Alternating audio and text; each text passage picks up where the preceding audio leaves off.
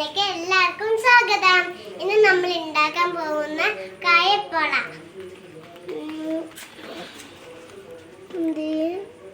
വെള്ളം വേണമെങ്കിൽ പറയാം.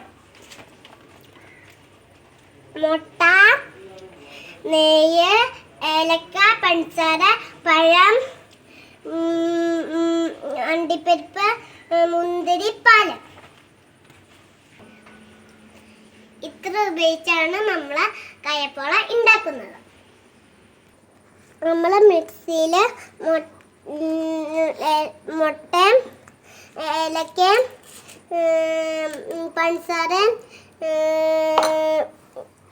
പാലും ഒഴിച്ച് മിക്സ് ചെയ്യും. നമ്മൾ പാലും മുട്ടയും അടിച്ചെടുത്തു. ഇനി 2 സ്പൂണ് നെയ്യ് ഒഴിക്കാം.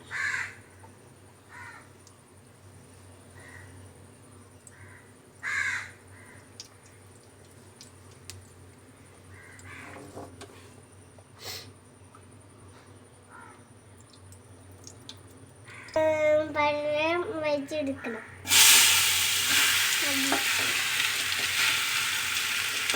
ഈ അതേപടി നന്നായി ഇളക്കി കിടക്കണം.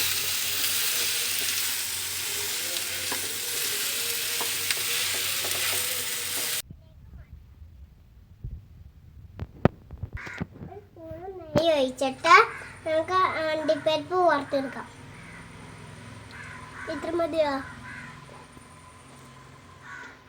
ഇടാം. മുന്തിരി മുറിച്ചെടുത്തിട്ട്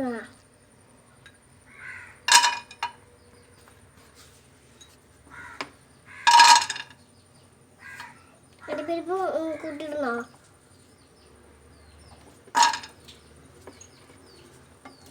ഞാനും ഇളക്കാം. എല്ലാവരും